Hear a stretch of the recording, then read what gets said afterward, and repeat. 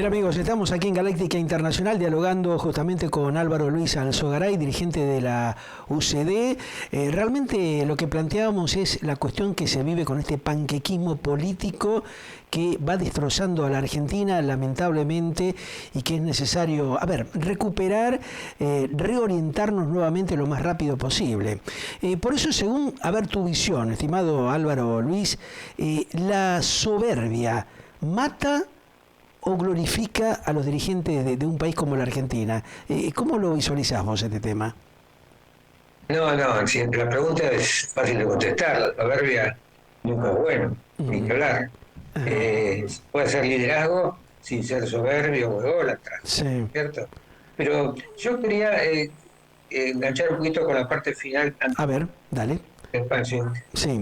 A una pregunta que me habías hecho, Uh-huh. ¿por qué no se hacen algunas cosas o no se hace más rápido? Tal cual. Eh, el, y te estaba poniendo como ejemplo el caso del presidente Menem. Sí. Uh-huh. Menem cuando llega al gobierno, acordate que llegaba con una plataforma peronista, con una hiperinflación de Alfonsín. Fuertísimo, claro. Era para Sí. la gente más pensante, era algo anormal que pudiera Menem sacarnos Claro. de dificultades que el país teníamos. Sí. Sin embargo, nos sorprendió a todo el mundo, especialmente a mi padre, cuando un día lo llama y para decirle que, aunque no lo creyera, él quería ir así por la vía de la libertad económica, la economía del mercado, Claro. etcétera, Uh-huh.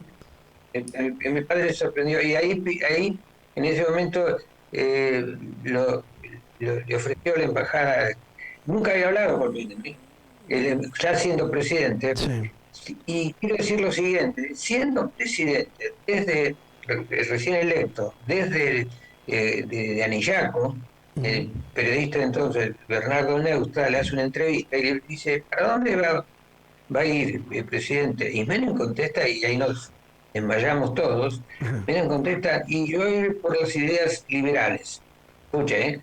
Sí. liberalismo se Uh-huh. trata, hay que hablar del ingeniero Alzogaray y la gente que lo acompaña. Ahí nos desmayamos todos, Claro. todos, No se todos, podía todos. creer una situación que venga del peronismo, Y del justicialismo, ese tipo de visión, ¿no? Claro.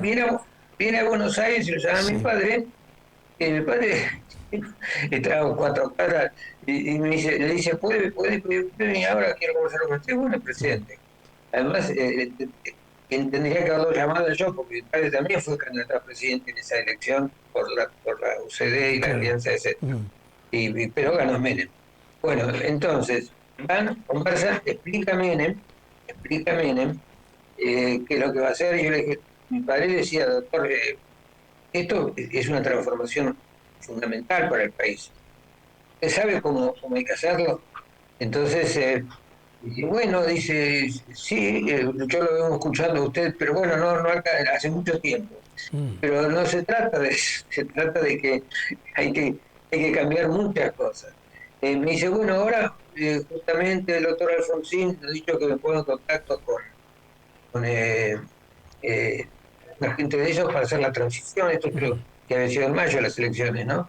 Bueno, Creo que si no recuerdo mal, yo estaba justamente en el estudio, ahí, en el Canal 9 en ese momento, yo era bastante joven, y estaba en ese momento cuando justamente hicieron ese planteo.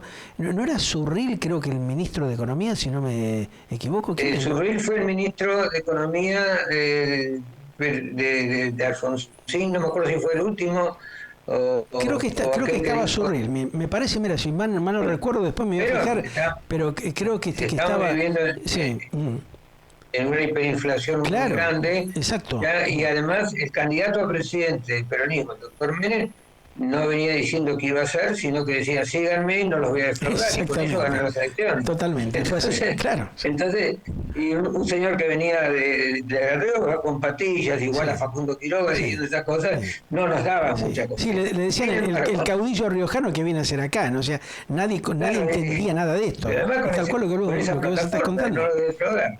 Bueno, y sin embargo, bueno, ya mi padre dice: mire, tienen que hacer, más o menos tiene que primero despertar la confianza del presidente ya, y ahí le di un buen consejo, diciéndole que él, como tenía muy mala imagen en el exterior, Sí. Claro. y nosotros teníamos una deuda externa muy importante, tenía que dar confianza a los agentes económicos y a Exacto. los proveedores, diciendo que va a honrar la deuda externa. O sea Era que muy supo importante. escuchar de alguna manera, ¿no? Esto la historia no lo ha tenido en cuenta. O sea, después viene el proceso conocido como las relaciones carnales con los Estados Unidos, ¿no? De alguna Bueno, manera. exacto. Termino por este lado. Sí, Para unir. Y bueno, ahí una cosa increíble, el Menem le pide, esto era los 3 o 4 días de haber sido presidente, ¿no? Todavía no claro. había asumido. Ujú. Entonces mi padre dice, para esto, usted el día que asuma, diga que va a honrar la deuda externa, como hizo Carlos Pellegrini, ¿no? Claro. Puede honrar la deuda externa. Insólitamente le pide, ¿usted no me puede hacer una frase para el discurso sobre la deuda externa y eso? Sí. Entonces, sí, yo se la escribo. Y se la mandó y después la repitió. Qué Y la va. anécdota viene, bueno, para mostrar un poquito que era ¿Te acordás cuál fue la frase? hay que ver el discurso de Menem de ese Sí. día, pero la anécdota viene porque dice, y Argentina va a honrar sus compromisos de Sí. deuda, etcétera, etcétera, como dijo el general Perón. El Ajá. general Perón no intervino en esto. Qué barro. Bueno, pero él tenía que hacer un equilibrio, a ver si Sí. todavía estábamos pegados, no puede decir como decía Sogaray, no. Eh, sin embargo, lo pondré públicamente. Y a partir de ahí, le pidió efectivamente asesoramiento. Yo en aquel momento dirigía una fundación que hacía políticas públicas Sí. y ayudé también bastante en ciertas políticas públicas que sirvieron para que Menem se fuera orientando con equipos de Claro. profesionales y Sí, con sí. eso. O sea que pudimos hacer. Pero ¿qué hizo Menem? De bien, en poco tiempo, al mes o menos, sacó 2 leyes muy importantes para la transformación, que era la ley de reforma de emergencia económica y Ajá. de reforma administrativa. Sí. Era el marco general dentro del cual podía el Ejecutivo hacer las privatizaciones sin molestia. Ahí está. Es decir, dentro de ese marco general, por ejemplo, ya Centel, la llaman a mi hermana, no tuvo que pasar por el Congreso, porque ya le habían delegado, un poco como le delegaron ahora de Milei, y eso lo hizo enseguida, y no tiempo a nadie. Por supuesto, el Congreso lo apoyaron porque ellos tenían mayoría, Claro. Sí. Esa fue tenían la mayoría, ventaja. entonces, Claro. aunque no estaban convencidos de lo que estaba haciendo Menem, pero el peronismo Lo pone respaldaban siempre un 100%, liderazgo. lógico. Y además acaba de ganar las elecciones con una cantidad de votos importantes, ¿no? Entonces, bueno, y con esas leyes pudo ir privatizando las grandes empresas, ¿cierto? Y desregulando organismos y una cantidad de cosas, que eso rápidamente trajo confianza a quién, a los A los inversores. inversores, claro. Si por un lado reconocía que iba a pagar la deuda y por otro lado estaba haciendo las condiciones para que las inversiones lleguen. Después viene Cavallo y hace el 1 a 1, Sí. así, la ley de convertibilidad, Claro. que después, si querés, hablamos un poquito de eso, que estaba bien como para crear confianza, pero no se hizo bien porque no se crearon las condiciones para salir del sistema de cambio fijo y Claro. terminamos en una Ajá. Ahí muy vos crees que fuerte. fue donde empieza un poco la duda de los inversionistas y también no solamente de los extranjeros, sino de los locales, y no se ve un proyecto, un programa de hacer una reinversión adecuada para esas empresas del Estado que pasaban a manos privadas y después, bueno, conocimos todos los desastres que se cometieron, ¿no? Tanto en Aerolíneas Argentinas como en YPF o en otras compañías, por ejemplo, de explotación del carbón y de la minería, ¿no? O sea, ¿por qué pasan estas cosas en la Argentina? No hay organismo, no está la justicia preparada, ni tampoco el Parlamento para controlar que las cosas se hagan de una manera adecuada y que no haya justamente todos estos hechos de corrupción que hace décadas tiene la Argentina. Bueno, si hay corrupción, tenemos una justicia, tenemos que hacer una denuncia y tenemos que que a mí estoy acá en casa, que ahí escuchan un ruido ustedes, No, no, no, muy poco, me pasa desapercibido. Pero porque ahí justo siempre están haciendo un trabajo en mi casa. no, te escuchamos, tranqui, que te escuchamos Bueno, bien. Ahora, eso que vos planteás, mira, es muy interesante porque también en esa etapa, ¿te acordás que conocimos la famosa época de la servilleta, ¿no? De un ministro bueno, que de eso, alguna eso manera está muy mal. condicionaba a la justicia de la Argentina. Desde esa Bueno, época a hoy parece ser que nada ha cambiado, estimado Álvaro, ¿no? ¿Qué bueno, nos ha la pasado? servilleta, sí, la famosa, los jueces de la servilleta, creo que Eva, fue Caballo que lo dijo, Eva. algo así. Cuando hay corrupción en un país normal, digamos, hay que denunciarla, hay que probarla y la justicia tiene que actuar con las sanciones correspondientes. Mm, Acá lamentablemente la justicia siempre fue muy movible de acuerdo al grupo político claro. Y al frente. Y eso, bueno, es cuestión de un ver problema serio, un problema muy grave mejor, que tenemos. Un problema mejor muy grave. gente. La justicia es fundamental que sea independiente y que se vaya adecuando a lo que el precepto de la Constitución. ¿Y hoy cómo estás Ya viendo? tenemos ¿Eso se ha prolijado, ha mejorado o sigue con ciertas falencias similar a esa etapa del gobierno menemista No, que yo creo dejó, que ha digamos, mejorado. un Me montón de parece que falta un secuelas? poco, pero después es que ya se sabe que no.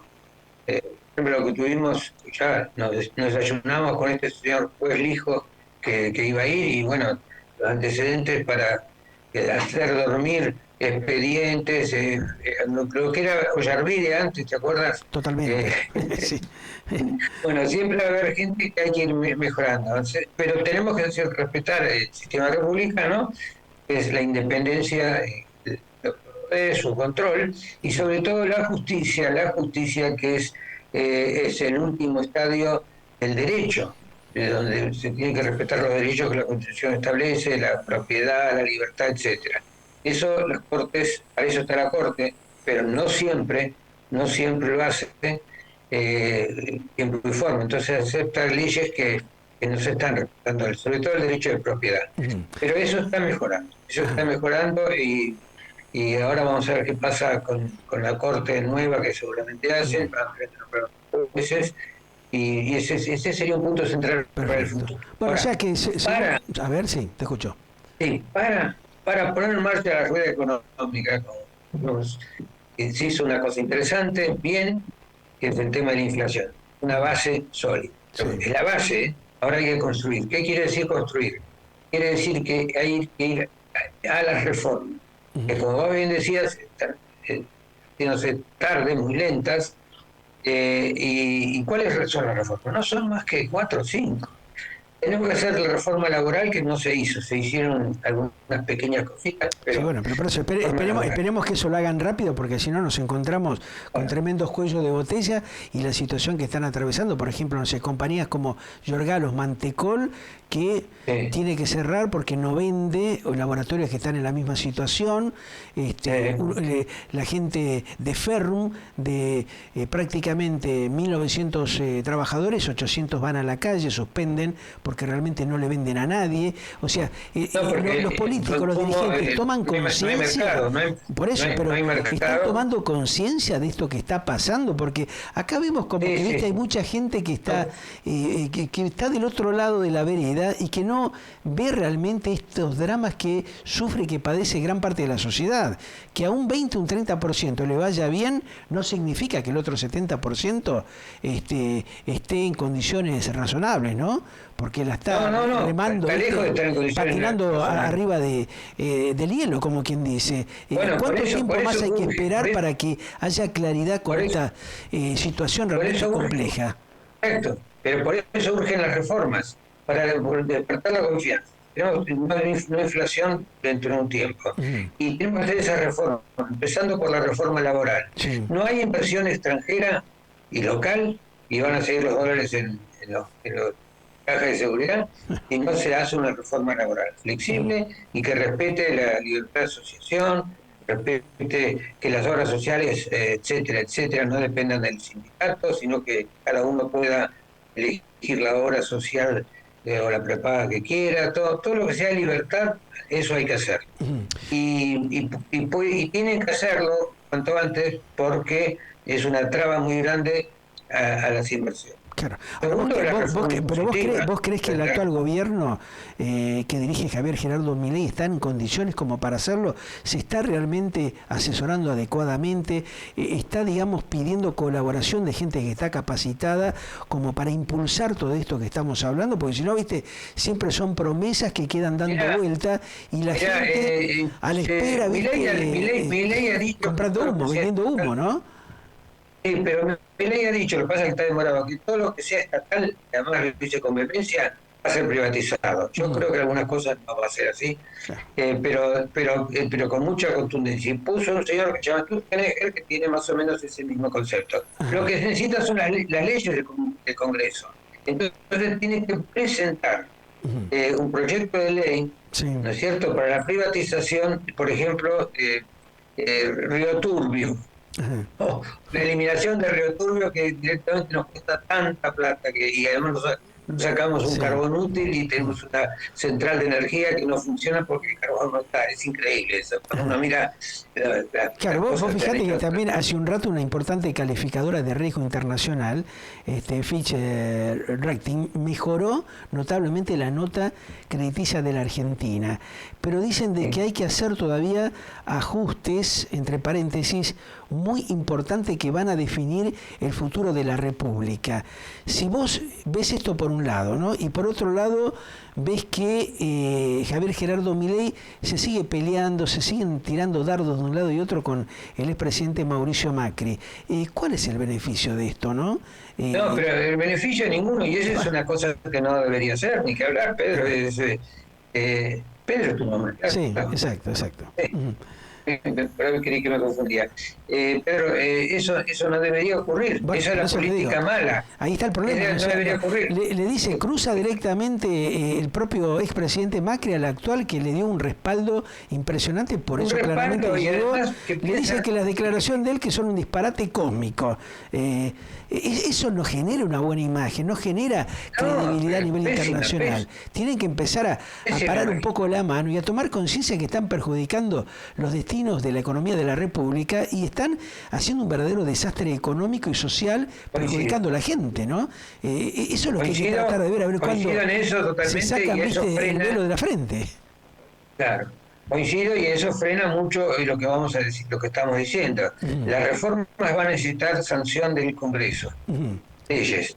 Entonces, si yo me presento y toco el timbre del Congreso y quiero hablar con el senador o el diputado tal para convencer la reforma y acabo de decir que es un rata, no va, no es fácil. Si me cierran la puerta, tengo que darle un abrazo y decir, bueno, que pensemos distinto, vamos a hablar sobre este tema y necesitamos estas leyes. Esa es la forma de hacer política.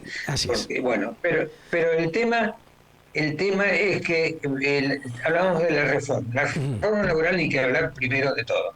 Y la reforma impositiva, pero tenemos 175 impuestos. Una locura. Inútiles, es una trama de impuestos y de cosas que... Bueno, es urgente, el Congreso tendría que ya estar definiendo eso, pero bueno, siguen calentando la banca, no definen las cosas. O el Congreso o el Ejecutivo para que después mande un proyecto al Congreso, a la Comisión de Presupuesto, etc.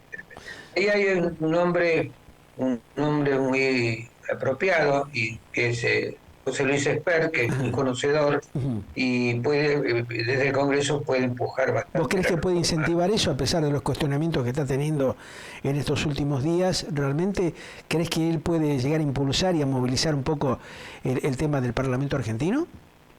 Sí, en lo que es específico de él, por ejemplo, si en alguna reforma, las privatizaciones o la reforma tributaria impositiva. Después el tema de la previsión social, otra reforma. Claro. Nosotros teníamos un sistema de capitalización y cuenta única, ¿no es cierto? Estatizó todo. Y además se quedó el Estado con los dineros de jubilados que habían aportado. El SFJP fue un robo, ¿no? O sea, por eso te digo, el delito desde el Estado está a la orden del día en la Argentina, y eso es lo que hay que terminar, porque, como quien dice, hay muchos que justifican este tipo de cuestión porque benefician o son sistemas solidarios encubiertos que terminan perjudicando a la gente, ¿no? Si no, no tendríamos que estar viendo lo que pasa justamente con el sector de la tercera y cuarta edad en el país, una situación realmente calamitosa, ¿no? Claro, nosotros tenemos permanentemente desfinanciadas las cajas, hay muchos, ¿cómo se llama?, jubilados, se introdujeron muchos jubilados que no habían hecho aportes en su momento, y no alcanza el dinero para poder, para cumplir con el equilibrio presupuestario, de a poquito, por cuenta gota lo van haciendo, y porque ese sector, por ejemplo, debería tener más atención. Claro. En todo caso, poner la motosierra en otros lugares. Sí. Y con eso ya rápidamente, esa es la muñeca del político que está al frente. Claro. Porque no puede ser que... Hay que prolijar un montón de cosas. No se tiene que enojar tanto el presidente, escuchar un poco más, no dejarse llevar por los alcahuetes y aduladores que tiene alrededor, empezar a ver las cosas con un poco más de frialdad. Para finalizar un poco y agradeciéndote, Álvaro... la reforma tributaria te largo dos reformas más. La reforma previsional, como dijimos, en comercio exterior hay muchísimas trabas todavía. Nosotros tenemos fundamental integrarnos al mundo. Así que tenemos que hacer una reducción arancelaria muy grande para que Argentina y la economía de Argentina se integre al mundo. Claro. Y que empiecen a funcionar los mercados. Totalmente. Los mercados dentro de las leyes y las regulaciones que se establezcan para eso, pero que sea la iniciativa privada la que diga, bueno, voy a poner una fábrica o voy a salir, y no que sea el Estado. En ese sentido se está yendo bien, pero a veces los instrumentos que se utilizan son malos, y a veces tarde o muy tarde, y entonces la gente, como bien decías hace un rato, evidentemente puede estar un poquito muy ansiosa, ¿no? Ese es el juego político. Y lo que pasa es que la gente, estimado Álvaro, está muy cansada de tanta mentira, de tanto engaño, ¿no? De tanta espera. Pero bueno, la última pregunta que te hago, ¿sale, según tu visión, de esta decadencia, de esta corrupción inmoral argentina? ¿Cómo lo ves? O sea, sintéticamente, dime cuál es tu pensamiento, cuál es la esperanza que tenés, teniendo en cuenta que, bueno, si llega, no sé, cuando hablas con Sandra Petovelo, la ministra de Capital Humano, no sé si hablarás seguido o no con ella, que le sugiera que baje un poco un par de cambios, ¿no? De que se tranquilice y que empiece un poco a establecer otro tipo de diálogo más democrático con los dirigentes o la gente que puede colaborar con transparencia con él, ¿no? Para ayudarlo a salir justamente de este enjambre en el cual estamos. Sí, yo estoy confiado que se va a salir de a poco de la corrupción. La gente está muy atenta, ya no es tan fácil para esa trama como la que tuvo el kirchnerismo. En los distintos estamentos había corrupción, desde la presidencia hasta el chofer de un ministro, ¿no? Que tenía departamentos en Nueva York. Una joda, claro. Bueno, Muñoz, y después el chofer y una empleada, eso todo probado en la justicia. Por eso ves, la justicia tendría que avanzar más rápido en las sanciones de eso, porque evidentemente hemos vivido un época de corrupción muy grande. Tremenda. Yo creo que estamos en el buen camino. No es fácil, porque tocas un botón y hay reacciones políticas que no les convienen. Caso Ficha Limpia, por ejemplo. Claro, ahí tenés un tema puntual que demuestra justamente todo esto que estamos planteando, ¿no? Claro, porque fíjate que hubo dos personas que se dieron vuelta, pero nadie está hablando de las 34 personas que no querían Ficha Limpia, que eran todas las del kirchnerismo. Ahí está. Claro. Es eso. Tremendo. Pero es así, es la triste realidad. Ahí hay un núcleo de corrupción, porque estar en contra de Ficha Limpia es ridículo, a menos que quiera la impunidad, bueno, de la gente. Es absurdo, pero hay 4 senadores Claro, una locura. Pero la gente está despertando, ya no se banca más este tipo de cuestiones y esperemos que, bueno, en las votaciones vayan tomando conciencia de esto. Te mando un gran abrazo, Álvaro Luis Alzogaray, muy gentil. En otro momento te vamos a llamar, como lo hacemos con todo el mundo, como para tocar otros temas puntuales. Muy gentil. Te agradezco el llamado. Quiero largar una palabra de optimismo dentro de todo, porque si sacamos una foto nos hace falta eso, optimismo, ¿no? Argentina, Pedro, tiene inmejorables condiciones, si se hacen las cosas bien, para volver a dar un salto de calidad muy grande en el mundo. Esperemos poder lograrlo, que la honestidad y el trabajo serio de la dirigencia nos permita ver eso, ¿no? Ojalá que sea. Hay que apurar eso, la honestidad y también las medidas que faltan para la transformación y que la gente se anime a invertir en nuestro país. Es lo fundamental. Gracias, Álvaro, un gustazo como siempre charlar cada tanto contigo, ir conociendo un poco tu visión y las propuestas que siempre están ahí bien presentes. Nos vemos, gracias, hasta cualquier momento.